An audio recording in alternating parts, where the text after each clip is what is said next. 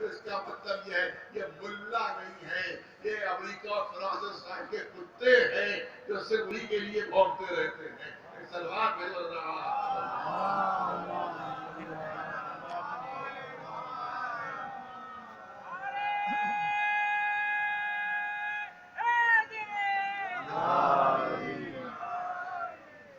اس سے خود اندازہ کر لیں کہ امریکن ایجنٹ ہے، یہ اسرائیلی ایجنٹ ہے، اور سارے ملا آج تک کبھی دہشت گردی خلاف کوئی فتویٰ نہیں۔ امریکن بن گیا، ارے صاحب بڑا تو خرید تو دہشت گردی ہے، یہ تو آتنکواد ہے، تو اس کے مطلب لاکھوں شیعہ مار دیے گئے، وہ آتنکواد نہیں تھا، وہ دہشت گردی نہیں تھی۔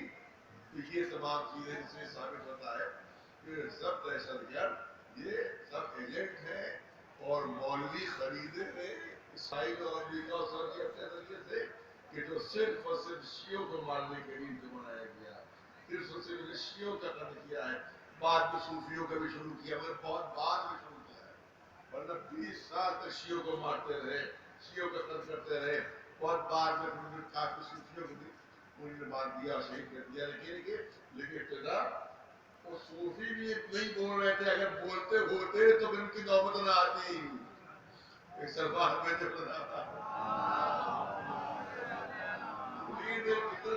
بیان نہیں آیا تھا زمانے میں دہشت گردی کے خلاف، اور جب خود شکار ہو گئے تب پتا چلا کہ دہشت گردی کیا ہوتی ہے۔ ایک سلمان میں جو حقیقت تو ہے جو میں یہاں پر آپ کے سامنے پیش کر رہا ہوں۔ اسی طرح سے آپ دیکھیں کہ یہاں چائے پٹا کے سلسلے میں آپ پر بہت زبردست تقریر کی ہمارے راجہ صاحب نے آپ حقائق پیش کیے، لہذا جو ہمارے لوگ جو بعد میں صرف کچھ ہو گئی ہے کہ لکھنؤ میں بھی یہی ہوتا ہے، لکھنؤ میں یہی ہوتا ہے کہ اگر کسی سے ماچی کی ڈبیا میں بھی لڑائی ہو گئی، کسی سے ماچی کی ڈبیا میں لڑائی ہو گئی تو وہ شادی کا بنے ثابت کرتا دشمن اہل بیت لڑائی بھی ماچس پر، یہ ماچس میری ہے، گھر نہیں ماچس میری ہے، لڑائی بھی ماچس کی ڈبیا پر، اور دونوں کو جو ثابت کریں گے دشمن اہل بیت دشمن تو ذاتی لڑائیوں کو قومی لڑائی نہ بنائے۔ لہذا جو حضرات اگر کسی ذاتی دشمنی ہے تو وہ بہرحال اس کو آپس میں مل کر حل کرے، لیکن امام کی درگاہ کو نقصان نہ پہنچائے۔ صرف ذاتی دشمنی میں، صرف ذاتی دشمنی میں چاہے مردہ کو جو ہے اس کو نقصان نہ پہنچائیں، جو اتنی محنتوں سے حاصل کی گئی ہے اس کو تباہ و برباد نہ کر دیں۔ پھر آپس میں دشمنی کی وجہ سے زیادہ گزارش ہے کہ جو اللہ تعالیٰ کسی سے اختلاف رکھتے بھی ہو تو وہ اپنا اختلاف آپس میں بیٹھ کر حل کرے، لیکن درگاہ کو نقصان نہ پہنچائے، درگاہ کو نقصان نہ پہنچا دے۔ اور کبھی لکھنؤ میں جملے کہے تھے، آج بھی کہنا چاہتا ہوں، ماشاءاللہ آپ حضرات جتنے لوگ ہیں سب شریک تھے شاہ بردہ کی یہاں کی تحریک میں، لیکن بہت سے لوگ شریک نہیں تھے، لکھنؤ میں بہت سے لوگ شریک نہیں تھے، بہت سے مولوی بھی شریک نہیں تھے، تو وہاں پر لکھنؤ میں جملے کہے تھے کہ بہت سے لوگ جو شریک نہیں تھے اس سے ہمیں کوئی شکایت نہیں ہے، کیونکہ ان کو شریک ہونا ہی نہیں چاہیے تھا۔ ارے توجہ رہے، ان کو تو شریک ہونا ہی چاہیے تھا، کیونکہ یہ شاہ مردہ کی درگاہ ہے، جو مرد ہوگا وہی سامنے آئے گا۔ واہ واہ واہ سبحان اللہ، واہ واہ واہ۔ شاہ مردہ شیر یلدا قوت پروردگار، لا فتح الا علی لا سیف الا ذوالفقار۔ شاہ مردہ کی درگاہ ہے، لہذا جو مرد تھے وہی سامنے آئے۔ ایک سلوات پڑھتے ہیں اللہم صلی علی محمد وعلی محمد۔ نعرہ حیدری، نعرہ سلوات۔ راجہ صاحب نے بہت اچھی بات کہی کہ جو یہاں پر نقصان پہنچانے کا چاہے کوشش کرے گا خود تباہ ہو جائے۔ جو بھی شاہ مردہ کو تباہ کرنے کی یا نقصان پہنچانے کی کوشش کرے گا خود تباہ ہو جائے گا، خود تباہ ہو جائے گا۔ ثبوت موجود ہے، شیلا دکشت پورے دلی کی یہاں کے چیف منسٹر، طاقت سے بھرپور، تکبر سے چور چور، یہاں کی چیف منسٹر ہے، یہاں گولیاں بھی چلوائیں، یہاں لاٹیاں، یہی چہلم کا دن تھا، لاٹیاں بھی چلوائی اس نے، گولیاں بھی چلوائیں، آنسو گیس کے گولے بھی پھینکے، کتنے زائرین زخمی ہو گئے، کتنے بچے زخمی ہو گئے۔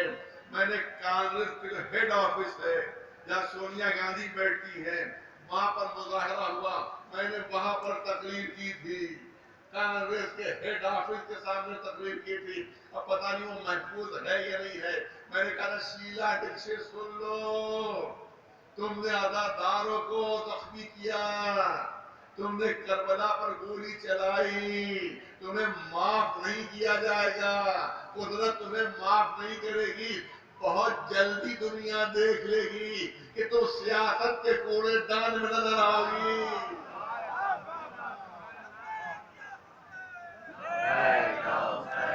لبیک یا حسین، لبیک یا حسین، نعرہ تکبیر، نعرہ رسالت، نعرہ حیدری۔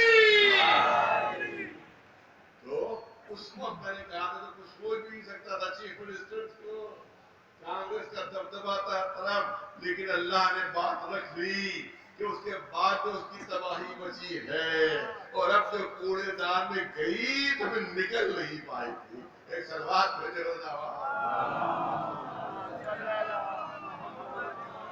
تو مہاراج سے ٹکرانے کی جو بھی کوشش کرے گا خود اپنی قبر اپنے ہاتھوں سے کھول دے گا اور اس کو نقصان نہیں پہنچ پائے گا۔ انشاءاللہ ہر دشمن ناکام رہے گا، دنیا میں بھی ذلیل ہوگا، آخرت کو بھی ذلیل رہے گا۔ ایک سلوات بھیجے بس زیادہ وقت نہیں لینا ہے۔ نعرہ حیدری، نعرہ سلوات۔ زیادہ وقت نہیں لینا ہے اور کچھ نہیں ہے کیونکہ کافی ظاہر کی بہت دیر سے تقریباً ہو رہی ہے، بہت بڑی آپ آگے بھی ہے، وقت والا کا کافی آپ لوگ واپسی بھی سفر ہے، لہٰذا تھوڑی دیر بعد لیکن آئے کریمہ بہت اہم ہے، سورہ صف کی آئے کریمہ ہے، اس میں اعلان ہو رہا ہے ان اللہ یحب الذین یقاتلون فی سبیلہ صفا کأنہم بنیان مرصوص۔ اللہ تو صرف ان بہادروں کو دو سکتا ہے، اللہ تو صرف ان بہادروں کو دو سکتا ہے جو اللہ کی راہ میں اس طرح سے صف باندھ کر لڑتے ہیں کہ جیسے سیسا پلاہی دیوار پر۔ ایک سلوات بھیجے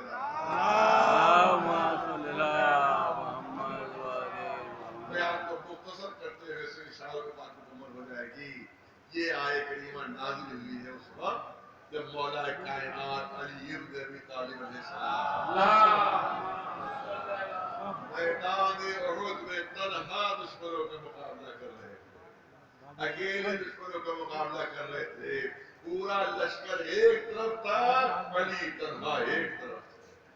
اس وقت علی کی بہادری اور شجاعت اور ساری کی تعریف کرتی ہوئی یہ آیت کریمہ نازل ہوئی کہ اللہ تو صرف ان بہادروں کو دو سکتا ہے جو اس طرح سے اس کی راہ میں سب باندھ کر لڑتے ہیں کہ جیسے کوئی سیسا پلاہی دیوار۔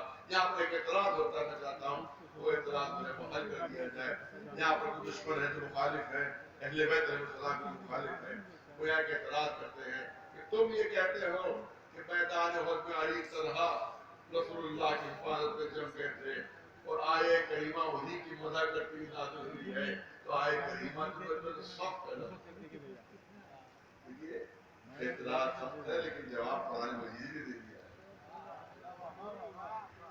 قرآن مجید ہی نے جواب ملا ہے کہ آیے کریمہ میں تو سخت کی مدح ہو رہی ہے اور سب ایک آدمی کو نہیں کہتے، اعتراض سخت سب ایک آدمی کو نہیں کہتے بلکہ کئی لوگ جب کھڑے ہو برابر برابر تب کہا جاتا ہے سب، تب کہا جاتا ہے سب۔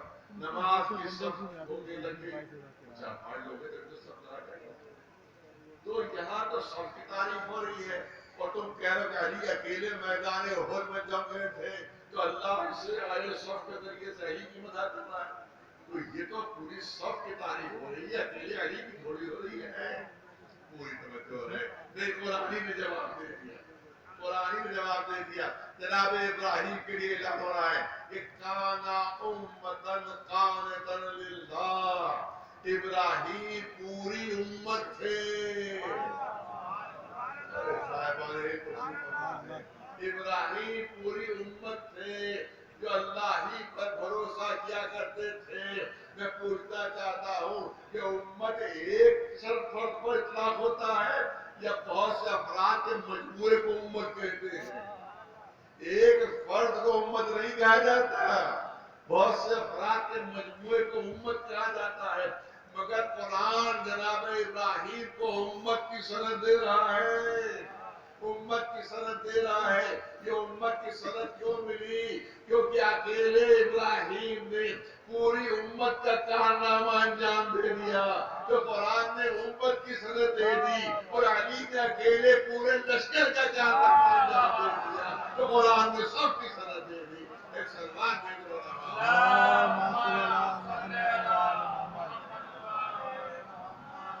سورہ آل عمران کی 2-3 آیتوں کا حوالہ دینا ہے اور پھر فیصلہ کرنا ہے کہ بھئی جن لوگوں کی تعریفیں کی جاتی ہے اور مدح کی جاتی ہے ان کے بارے میں قرآن مجید کیا کرنا ہے. اور قرآن کی آیتیں ہیں، بس پورے جملے یاد رکھیے گا کہ قرآن کی آیتیں ہیں.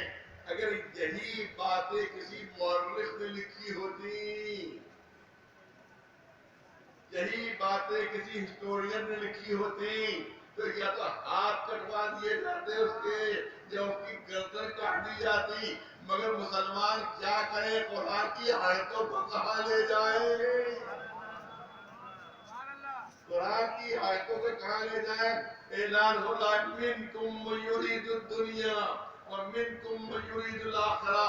اے اصحاب رسول، تم میں سے کچھ ہیں جو دنیا کے غلام ہیں، صرف دنیا کو چاہتے ہیں، اور کچھ ہیں جو آخرت کو چاہتے ہیں.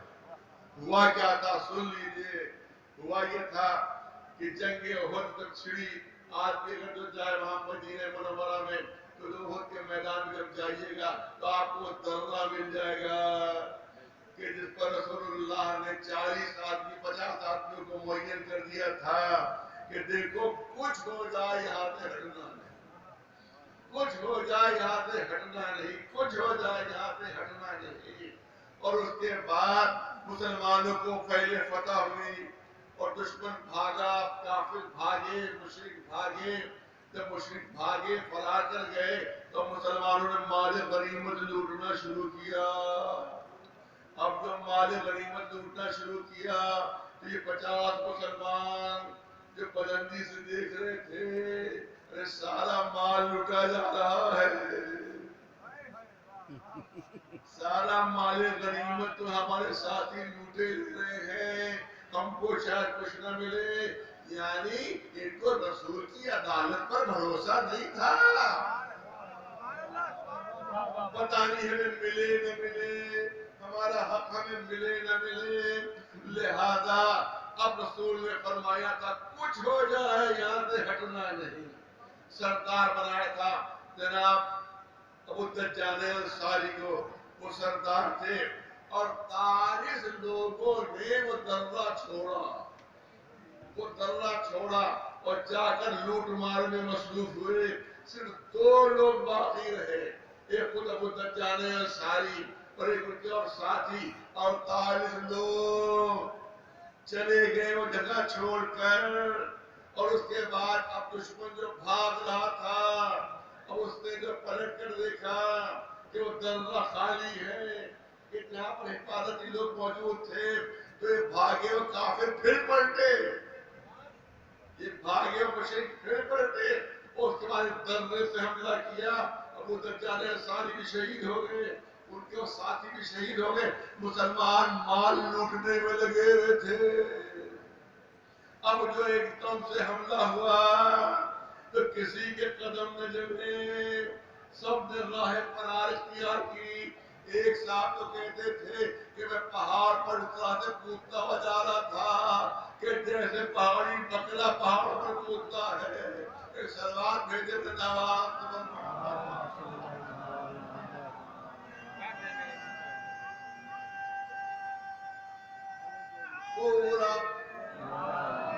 پورا میدان صاف، پورا میدان صاف۔ اب قرآن اعلان کیا، میں نے کہا کسی مورخ نے لکھا ہوتا تو یہ ہاتھ قلم ہوتا یا سر قلم ہوتا۔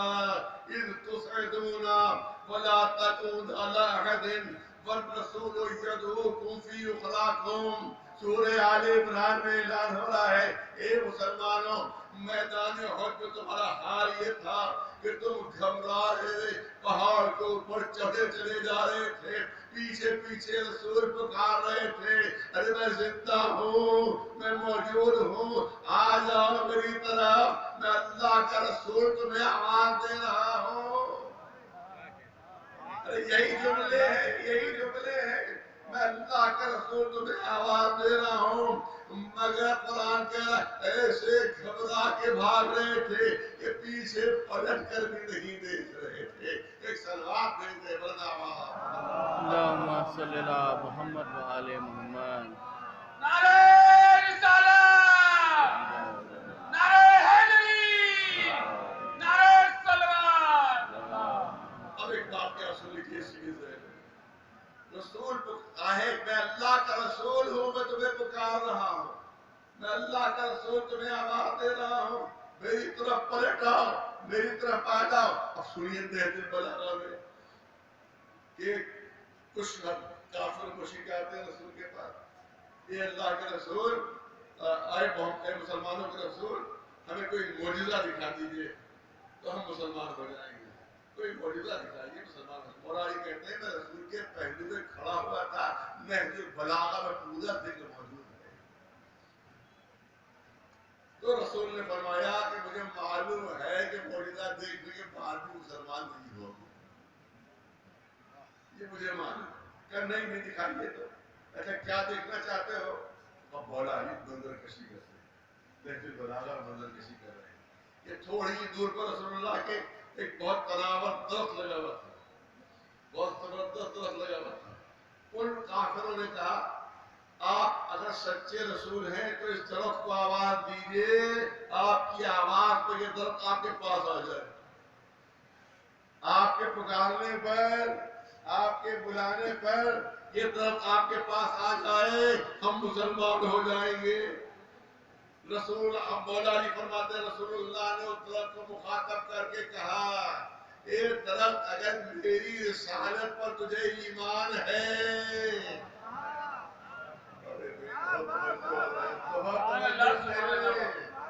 بہت توجہ رہے، اگر میری رسالت پر تجھے ایمان ہے تو میرے پاس آ جا۔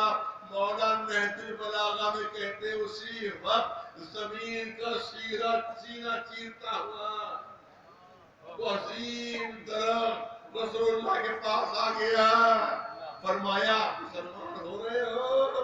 کہ نہیں ابھی نہیں، ابھی نہیں۔ اس درخت کو حکم دیجیے دو ٹکڑے ہو جائے، ایک ٹکڑا زمین پر رہے، ایک ٹکڑا بلند ہو جائے، تب ہم مسلمان ہو جائیں گے۔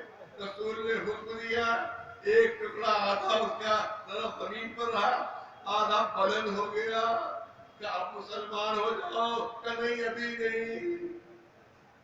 واپس کیے گئے دونوں ٹکڑے مل جائیں آپس میں، اور یہ طرف دوبارہ اپنی جگہ پر واپس ہو جائے۔ رسول نے پھر حکم دیا، پھر وہ طرف دو ٹکڑے ملے تو واپس اپنی جگہ پر چلا گیا کہ آپ مسلمان ہو جاؤ۔ ارے کہ محمد کا جادو تو درختوں کو بھی چل رہا ہے۔ ایک سروات میں دے بنا نہیں، آپ نے جوڑا نہیں، دو باتوں کو جوڑا نہیں ہے ابھی تک۔ رسول نے فرمایا تھا اے درخت اگر میری رسالت پر ایمان ہے، اگر میری رسالت پر ایمان ہے تو میری آواز کے اوپر آ جا، میرے بلانے پر آ جا۔ درخت نے آ کر بتایا کہ رسالت پر ایمان تھا، میدان احد میں رسول پکار رہے ہیں، میں اللہ کا رسول تمہیں آواز دے رہا ہوں، پلٹ کر آ جاؤ۔ اگر ایمان رسالت پر ایمان ہوتا تو پلٹ کر آ جاؤ۔ ایک سلوات بھیجے آواز، ایک سلوات بلند آواز۔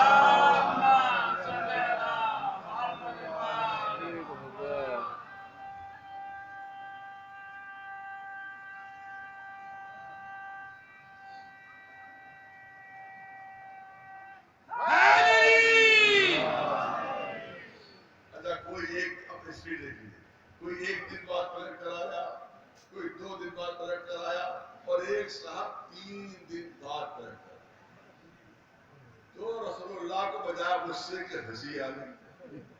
अम्मा मियाँ बहुत दूर चले गए। अम्मा कितनी दूर चले गए थे? 3 दिन लगे वापस आने में। कहाँ निकल गए थे? कितनी दूर चले गए थे? और वो बोलने लगे अरे मैं बूढ़ा हो चुका हूँ और जो घोड़ा है वो जवान है, ताकतवर है, लिहाजा मुझे वो भगाता और ये चला गया। लाख मैंने रोकने की कोशिश की, रुके ही नहीं। इतनी दूर ले गया कि 3 दिन बाद वापस आ रहा हूँ। बच्चे जवान मौजूद है, बहुत तवज्जो है। आपने खबरें बराबर सुनी होगी। खबरें क्या आती है? खबरें क्या आती है कि एक शख्स बस को अगवा करके ले गया। एक शख्स जो है वो हवाई जहाज को अगवा करके ले गया। हवाई जहाज पर सवार था, पूरे हवाई जहाज को अगवा कर लिया। एक शख्स बस पे सवार था, पूरी बस को अगवा कर ले गया। तो हमेशा ये सुना होगा जो सवार होता है वो सवारी का अगवा करता है। जो सवार होता है वो सवारी का अगवा करता है। क्या मामला उल्टा था? या सवारी सवार को अगवा करके ले गई। एक सलवार फेंकने वाला।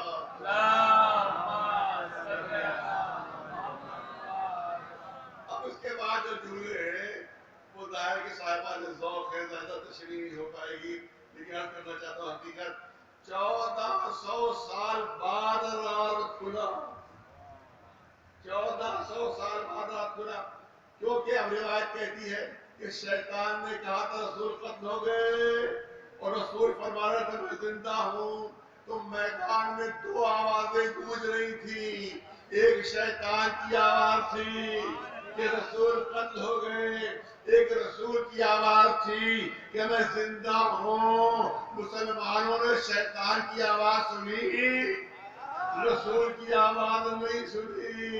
रसूल चीख रहे मैं जिंदा हूँ, शैतान कह रहा कत्ल हो गए। शैतान की आवाज सुनी, रसूल की आवाज नहीं सुनी। 1400 साल बाद रात खुला। आज के नफ्सियात के माहिरीन ने बताया, जो साइकोलॉजिस्ट थे उन्हीं ने बताया कि अगर कहीं किसी जगह मजमा हो, बहुत से लोग जमा हो और बहुत से लोग बोल रहे हो, आपस में बातें कर रहे हो, बहुत से लोग एक साथ बोल रहे हो, तो सबकी आवाजें हमारे कान में नहीं आती। सबकी आवाजें हमारे कान में नहीं आती हैं, बल्कि सिर्फ उसकी आवाज हमारे कान में आएगी कि जिससे हमारी दिली मोहब्बत होगी, जिससे हमारा दिली ताल्लुक होगा। बहुत से लोग बोल रहे हैं, सारी आवाजें कान में नहीं आएगी, तो सिर्फ उसकी आवाज आएगी जिससे दिली ताल्लुक है, जिससे दिली मोहब्बत है। मैदान उहद में 2 आवाजें गूंज रही थी। एक शैतान की कि रसूल खत्म हो गए, एक रसूलुल्लाह की मैं जिंदा। जिसको जिससे दिली ताल्लुक था उसने उसकी आवाज सुनी। एक सलात मोहम्मद वाले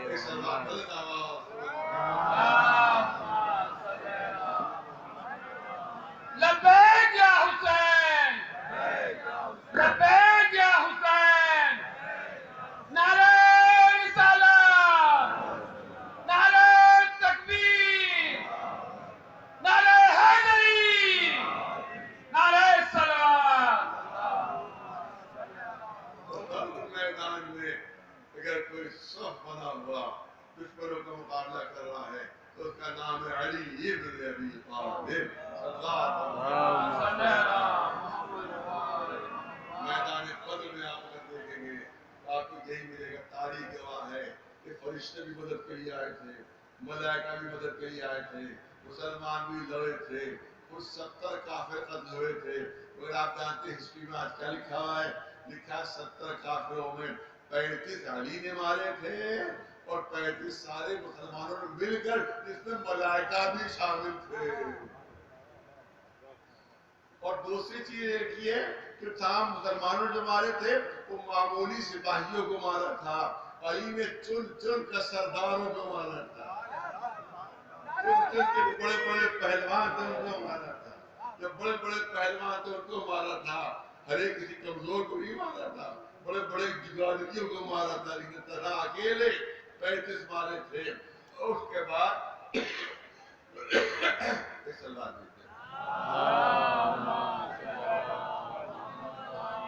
یہاں پر میں توجہ چاہوں گا، بہت زیادہ وقت لینا ہے، بہت توجہ چاہوں گا بدلا اب میں نے علی ملائکہ کا تذکرہ کیا، فرشتے آئے کہ قرآن بھی کہہ رہا ہے کہ مدد کی جائے، قرآن بھی کہہ رہا ہے تاریخ میں بھی فرشتے مسلمانوں کی مدد کی جائے۔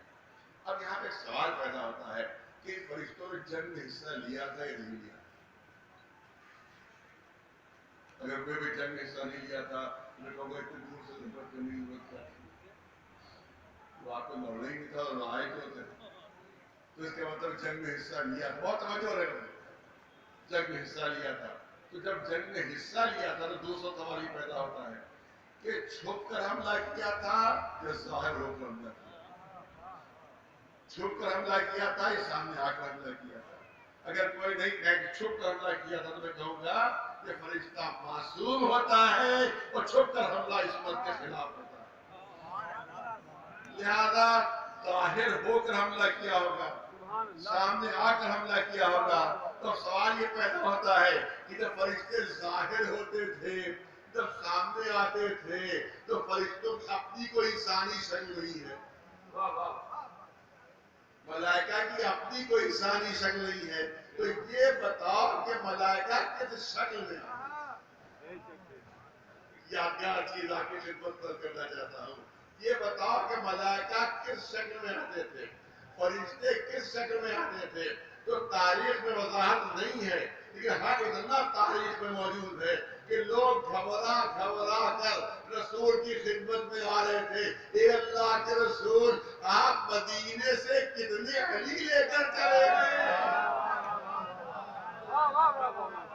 ہمیں تو ہر طرف سوائے علی کے کسی کی صورت ہی نظر نہیں آ رہی ہے، ہر طرف علی جنگ کرتے نظر آ رہے ہیں، ہر طرف علی جنگ کرتے نظر آ رہے ہیں۔ نہیں ابھی ریسنٹ اب آ گیا ہے تو مجاہدین کا ذکر کر دو کہ اسرائیل نے اعلان کیا تھا حزب اللہ پر حملہ کر کے کہ صرف 24 گھنٹے کے اندر پورے حزب اللہیوں کو ہم ختم کر دیں گے۔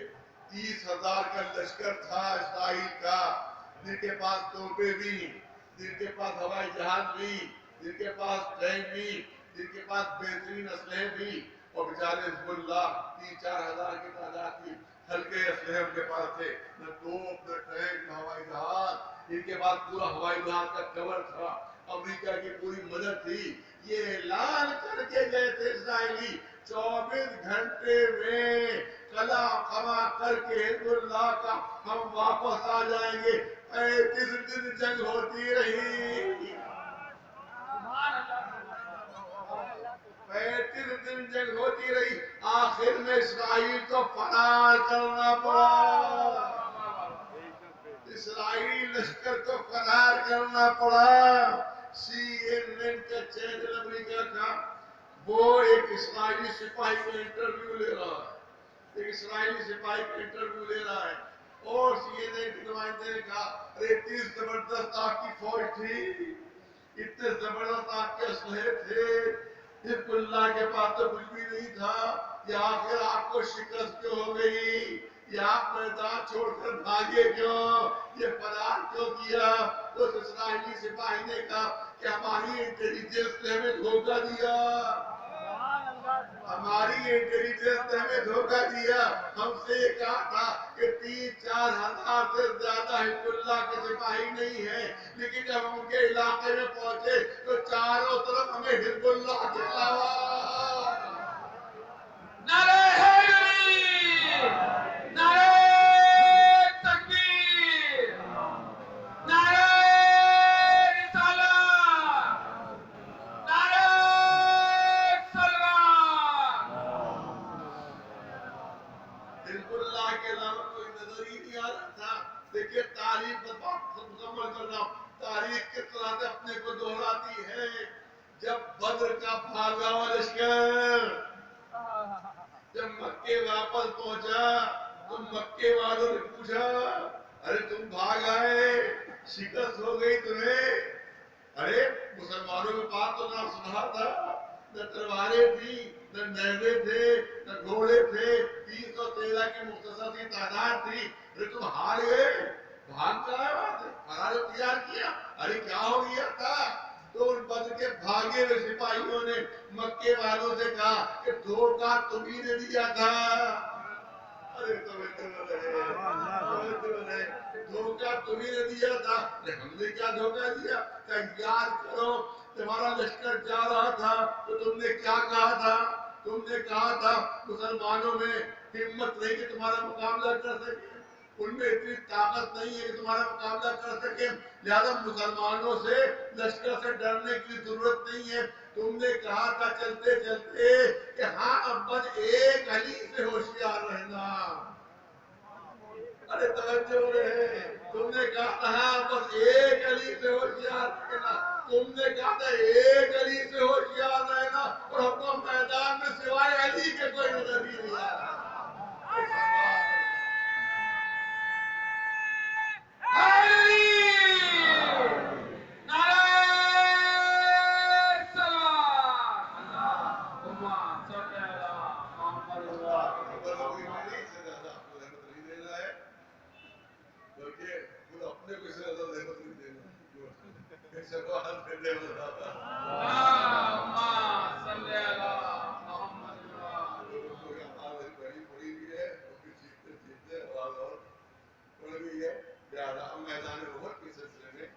دشمن کا ایک جملہ ہے اس کو پیش کر کے اور میں اپنی بات نہیں کروں.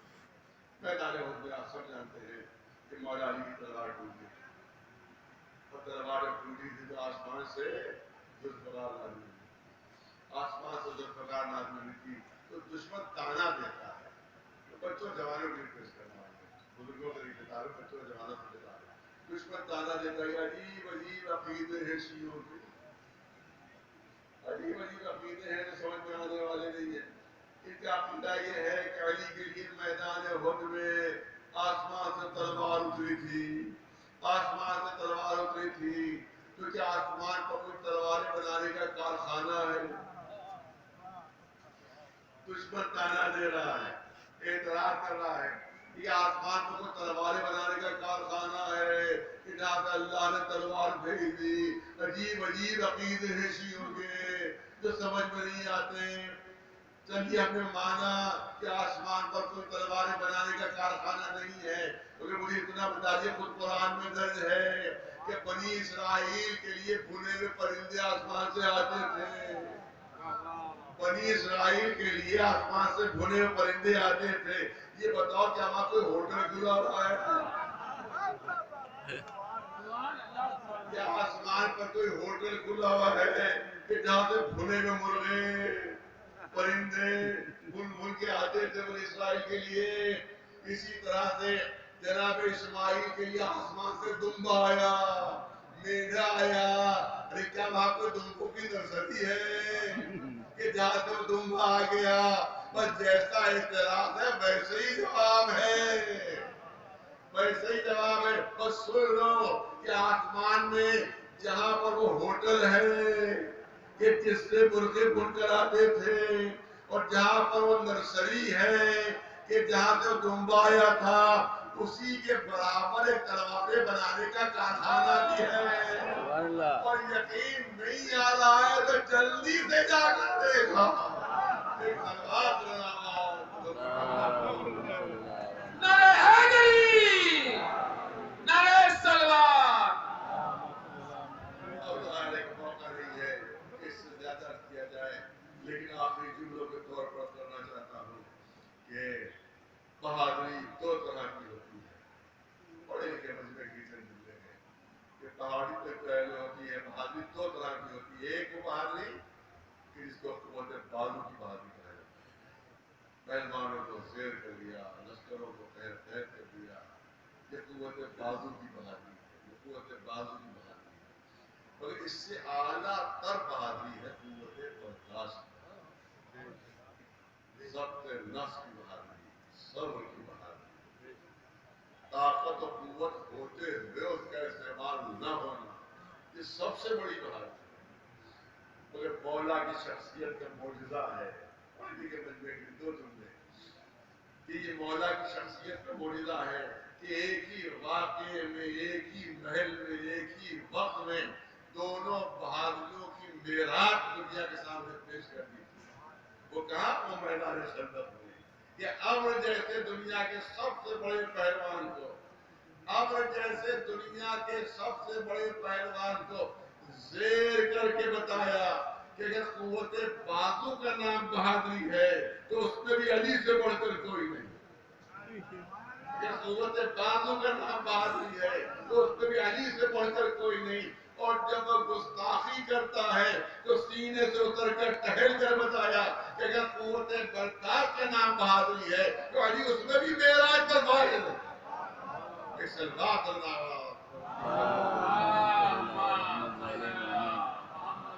بس کربلا کا خلاصہ پیش کرنا آپ کے سامنے۔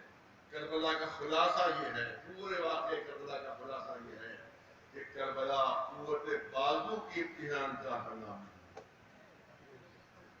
کربلا قوت بازو کی امتحان کا نام نہیں ہے، کربلا قوت برداشت کی امتحان کا ہے، قوت صبر کا امتحان ہے، قوت برداشت کا امتحان ہے۔ بندہ یہ شخصیت وہ ہے جو پوری کائنات کے اوپر ان کا اقتدار ہے، اگر حکم دے دے تو زمین پورے لشکر سے نگل جائے، اگر حکم دے دے تو پورا لشکر تباہ و برباد ہو جائے، اگر حکم دے دے تو فرات قدموں میں آ کر لپٹ جاتا ہے۔ بس نہیں امتحان سے گزرنا ہے۔ مشیت الہیہ یہ ہے، یہ بھوکے بھی رہیں گے، یہ پیاسے بھی رہیں گے، ہم بھی کھائیں، تلواریں بھی کھائیں، بیٹے بھی تل گئے، چاہے ولی اکبر کا 400 سینہ کیوں نہ ہو، چاہے وہ عباس کے بازو کیوں نہ ہو، اور چاہے وہ ننگے علی اکبر کا گلا کیوں نہ ہو۔ اللہ تعالیٰ کربلا کا میدان قربان گاہ ہے، اللہ کی بارگاہ میں جو کچھ تھا وہ امام حسین نے قربان کر دی، سب کچھ لٹا دیا۔ مگر آپ یاد رکھیں کہ تمام قربانیاں ایک طرف ہے اور کربلا کی خواتین کی قربانیاں ایک طرف ہے۔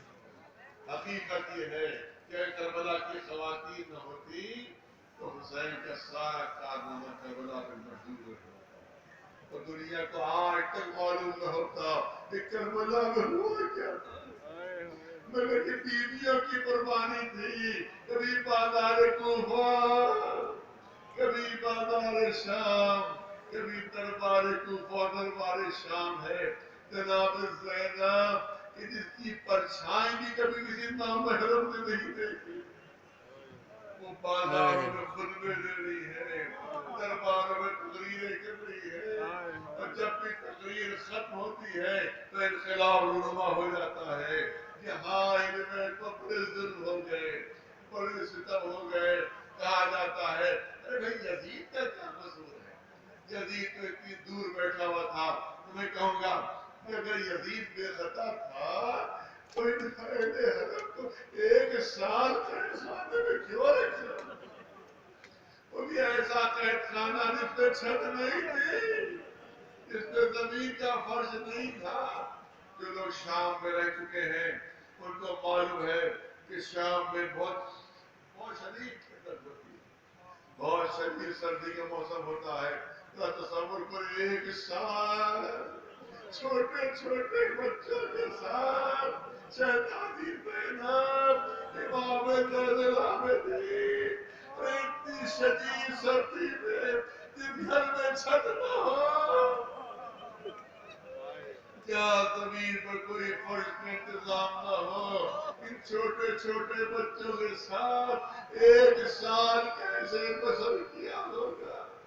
ہاں جب ایک سال گزر جاتا ہے ہر طرف بغاوتیں ہونے لگتی ہیں، تب یزید کو ہوش آتا ہے، جب دنیا سوال کرنے لگتی ہے کہ اہل حرم بے خطا کیوں گئے، تب وہ آزاد کرنے پر مجبور ہوتا ہے۔ چیلوں کی مناسبت 2-3 منٹ کروں گا اور میں نے سب انشاءاللہ آخر میں امام زین العابدین کو بلاتا ہے، اے زین العابدین ہم نے تمہیں آزاد کیا، اب چاہے یا شام میں رہو چاہے مدینے جاؤ۔ امام فرماتے ہیں جو خدا کا حکم ہوگا اس پر عمل ہوگا۔ روایت کہتی ہے کہ یزید نے حکم دیا کہ سارا خزانہ میں لاؤ، زین العابدین کے سامنے ڈھیر کر دیا گیا، چاندی کا ڈھیر، سونے کا ڈھیر، جواہرات کا ڈھیر، موتیوں کا ڈھیر۔ امام نے پوچھا یزید یہ پورا خزانہ یہاں کیوں آ رہا ہے؟ کہ یہ زین العابدین اپنے باپ کا خون بہا لے لو، اپنے باپ کا خون بہا لے لو۔ امام تڑپ گئے، اے یزید اگر حسین کا خون بہا ہی دینا ہے تو میدان قیامت میں رسول کو دینا۔ پانچے نبی اماں یزید نے ہمیں آزاد کیا ہے اور ہمیں اختیار دیا، چاہے ہم شام رکے چاہے مدینے جائیں، آپ بتائیں گا آپ کا کیا حکم ہے؟ فرمایا ہم یہاں رہ کر کیا کریں گے، ہمیں تو مدینے جانا ہے۔ آپ اگر کہہ دیں گھر خالی کر دے اور ہمارے شہیدوں کے سر آمد کر دے، گھر خالی ہوتا ہے، جناب حسین وہ سارے اہل حرم جمع ہوتے ہیں۔ اداکار کو اتنا بتا دیجئے، آج 1400 سال بعد جب ایک معمولی ذاکر کربلا کے مسائل پڑھتا ہے تو سننے والے تڑپ جاتے ہیں۔ جب جناب زینب نے خود مصائب کربلا پڑھے ہو تو سننے والوں کا کیا حال ہوا ہوگا؟ جب ام لیلا نے شہادت اہل عمر بیان کی ہو، جب ام فرما نے پامالی جناب قاسم بیان کی ہوگی۔ تاریخ کہتی ہے کہ شام کی عورتیں دیواروں سے اپنے سر ٹکرا رہی تھی کہ ہائے کیسے کیسے اہل بیت پر ہو گئے۔ روایت کہتی ہے سر آنا شروع ہوئے، ایک سر آیا ام فرما طرف کر آگے بڑھی، دوسرا سر آیا ام لیلا آگے بڑھی، پھر سر آتا ہے جناب ام کلثوم آگے بڑھتی ہے۔ روایت کہتی ہے ایک سر جو آیا تو ساری بیویاں تعظیم کے لیے کھڑی ہو گئی، پھر ساختہ زبان پر آیا السلام علیکہ یا ابا عبداللہ۔ سر حسین زینب نے اپنی آغوش میں لے لیا۔ روایت کہتی ہے دو چھوٹے چھوٹے سر تھے کہ جن پر کوئی رونے والا نہیں تھا، جن پر کوئی ماتم کرنے والا نہیں تھا۔ شام کی عورتیں نے کہا کہ لگتا ہے ان بچوں کی ماں زندہ نہیں ہے، چلو چل کر ہم ماتم کرتے ہیں، ان بچوں کا ماتم ہم کرتے ہیں۔ شام کی عورتیں آئیں، ان بچوں کے سروں کے کنارے ہلکا کر کے بیٹھی، ماتم کرنا شروع کیا۔ جیسے ہی منظر جناب زینب نے دیکھا تڑپ کر کھڑی ہوئی، ارے یہ نہ کہو کہ ماں زندہ ہے، ارے یہ میرے لال اور محمد ہے، میرے خلیفہ اطلاع کرو کہ میں اپنے بھائی کا ماتم کروں یا اپنے بچوں کا ماتم کروں۔ عزاداروں واپسی مدینے کی بیان کی جاتی ہے، یعنی 1 منٹ کی زحمت دینا چاہتا ہوں۔ ہاں عزاداروں جب یہ رکا ہوا قافلہ واپس مدینے پہنچا، کربلا کے جتنے بھی اسیر تھے امام حسین کے گھر میں جمع ہوئے، مدینے کی عورتیں تعزیت پیش کرنے آئیں، پوری رات گزر گئی یہاں تک کہ صبح نمودار ہوئی۔ جب سورج کی روشنی تیز ہوئی تو مدینے کی عورتیں آگے بڑھی اور ایک ایک بیوی کا بازو سنبھال کر دھوپ سے لے جا کر چھاؤں میں بٹھا دیا۔ یہ بیوی دھوپ بہت تیز ہو رہی ہے، ذرا سائے میں بیٹھ جائیے، ذرا سائے میں بیٹھ جائیے۔ تمام بیویوں کو بٹھا دیا، مگر تاریخ کہتی ہے کہ ایک بیوی ہے جو دھوپ میں بیٹھی ہوئی، مدینے کی عورتیں ان کی خدمت میں پہنچی، دیکھ باپ دھوپ بہت تیز ہو رہی ہے، ذرا سائے میں بیٹھ جائیے۔ باپ نے کہا اے مدینے کی عورتیں مجھ سے نہ کہو کہ میں سائے میں بیٹھوں، کیونکہ میں اپنے والد اور اپنے آقا سے ایک عہد کر چکی ہوں۔ مدینے کی عورتوں نے پوچھا شہزادی آپ نے کیا عہد کیا تھا؟ فرمایا دیکھو جب مجھے اس طرف سے لے جایا گیا جہاں میرے آقا کا بے کفن لاشا پڑا، جہاں میرے والد کا بے کفن لاشا پڑا تھا، تو میں نے تاج کو خطاب کر کے کہا تھا اے میرے مظلوم آقا، اے میرے مظلوم والد، یہ بے والا باپ کیا کرے، اس کے سر پر چادر نہیں، اگر چادر ہوتی تو آپ کی لاش دھوپ میں پڑی نہ رہتی، اور یہ بے والا باپ کیا کرے، ارے ہاتھ بھی بندھے ہوئے ہیں، اگر ہاتھ ہی کھلے ہوتے تو خاک کربلا اٹھا اٹھا کر آپ کی لاش ڈھانپ دیتی، مگر عہد کرتی ہوں جب تک زندہ رہوں گی کبھی سال میں نہیں بیٹھوگی تقریباً 2 برس زیادہ رباب زندہ رہی کربلا کے واقعے میں 2 برس زندہ رہی مگر گھر کے صحن میں زندگی بسر ہو رہی تھی عرب کی تپتی گرمی عرب کی تپتی دھوپ تاریخ کہتی ہے رباب کی کھال چٹک گئی مگر رباب دھوپ سے ہٹی نہیں ایک مرتبہ شدید بارش ہو رہی تھی رباب اسی پرانے گھر کے صحن میں بیٹھی ہوئی جناب زینب سے برداشت نہیں ہوا قریب آتی ہے اے رباب ہمارا پورا خاندان آپ کا شکر گزار ہے جس طرح سے آپ کے حسین کا غم منایا ہم سب آپ کے شکر گزار ہیں لیکن حسین کی بہن کی حیثیت سے میں آپ سے درخواست کرتی ہوں کہ بارش بہت تیز ہو رہی ہے ذرا سائے میں بیٹھیے جب آپ نے نقاہت سے آنکھیں کھولی اے بی بی کیا بارش ہو رہی ہے ہاں دیکھیے کتنی تیز بارش ہو رہی ہے جب آپ نے کہا اے شہزادی مجھ پر تو پانی کی بارش ہو رہی ہے میرے آقا حسین پر تو تیروں کی بارش ہو رہی ہے یہ کہہ کر نقاہت سے آنکھیں بند کر لی جناب زینب سمجھ گئی کہ رباب نہیں ہٹے گی امام زین العابدین کو آواز دی اے بیٹا زین العابدین تم امام وقت ہو تم اپنی ماں سے کہو کہ بارش سے ہٹ کر سائے میں آ جائے امام نے آواز دی اے مادر گرامی بارش بہت تیز ہو رہی ہے ذرا سائے میں آ جائیے رباب نے آنکھ کھولی جناب زینب کو قریب بلایا اے شہزادی میرے قریب آ جائیے یہ شہزادی میرے قریب آ جائیے ارے امام موت کا حکم ہے ٹال نہیں سکتی امام موت کا حکم ٹال نہیں سکتی مگر میں کیا کروں مجھ سے اٹھا نہیں جا رہا اے شہزادی مجھ سے اٹھا نہیں جا رہا میری مدد کر دیجیے مجھے اٹھا دیجیے جناب زینب آگے بڑھی رباب کا پاس تھام کر رباب کو اٹھایا رباب کی زبان پر فریاد تھی پالنے والے امام موت کا حکم ہے جان نہیں سکتی مگر پالنے والے میرے عہد کی لاج رکھ لینا اے پالنے والے میرے عہد کی لاج رکھ لینا 2 قدم چلی تھی لڑکڑا کر زمین پر گری اب جب زینب نے ہاتھ رکھا پانوا روح پرواز کرتی تھی اے حرم میں کو حرام بن گیا اے رباب تم نے بھی ہمارا ساتھ چھوڑ دیا تم بھی سکینہ اور پر کی طرح حسین کی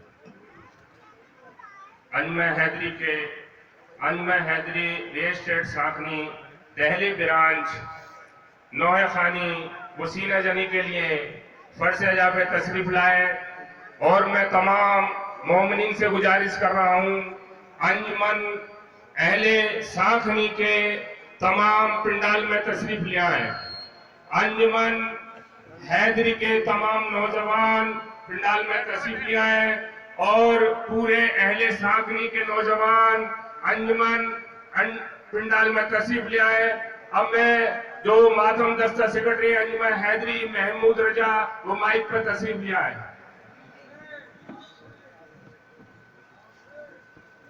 تمام اداکاران امام مظلوم سے گزارش ہے کہ برائے مہربانی ماتم کرنے کے لیے پنڈال میں تشریف لے آئے اور میں گزارش کروں گا نوحہ جناب شاہر ادا سے کہ وہ نوحہ خانی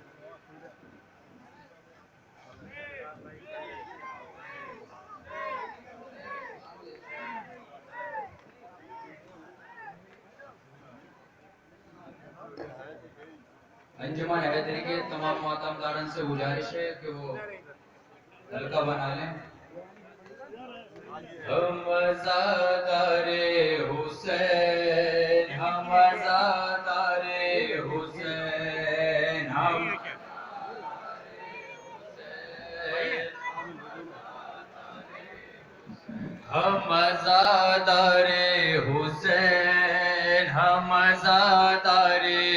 حسین ہم عزادارِ حسین ہم وہ ہیں کاٹ لے سر اپنا جو تلواروں سے ہم وہ ہیں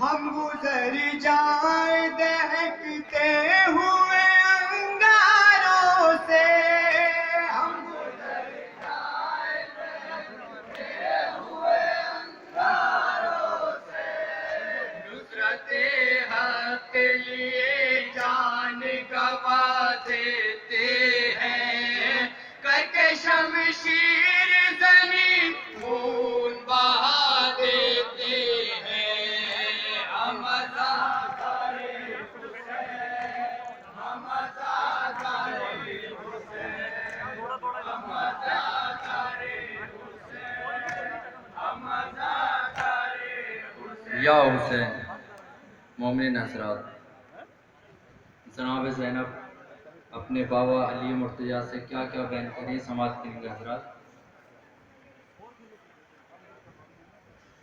جب شام قیامت کی ڈھلی کرب و بلا میں تھامے ہوئے دل آئے علی کرب و بلا میں یہاں سے حضرات نوا سماعت کریں گے زینب نے کہا ہے درے کرار سے رو کر میں تنہا رہ گئی بابا زینب نے کہا ہے درے کرار سے رو کر میں تنہا رہ گئی بابا وہ آگ لگی خاک ہوا میرا بھرا گھر میں تنہا رہ گئی بابا زینب نے کہا ہے درے کرار سے رو کر میں تنہا رہ گئی بابا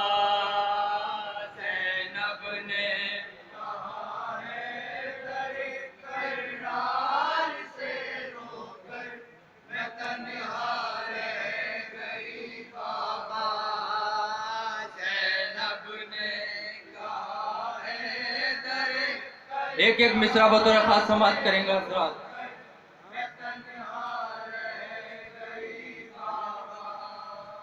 قاسم نہیں رہا علی اکبر نہیں رہا عباس میرا غازی غزن پر نہیں رہا جو سب کا لاڈلا تھا وہ اصغر نہیں رہا مارے گئے حسین بھرا گھر نہیں رہا میں تنہا رہ گئی بابا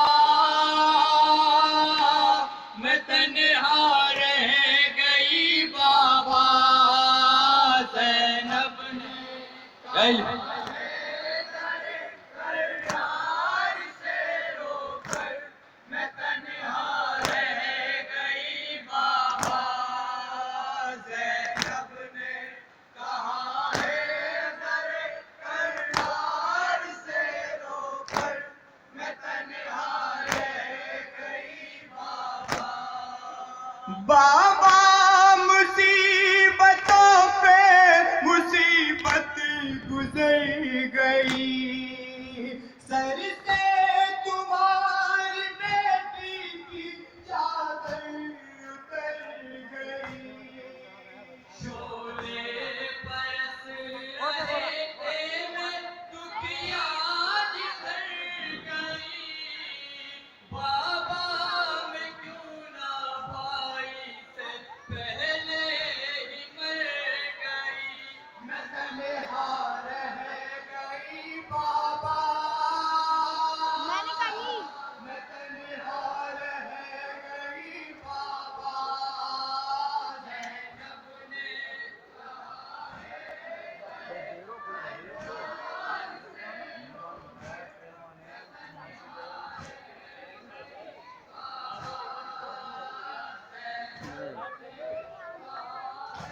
بیٹری لو ختم پھینک دو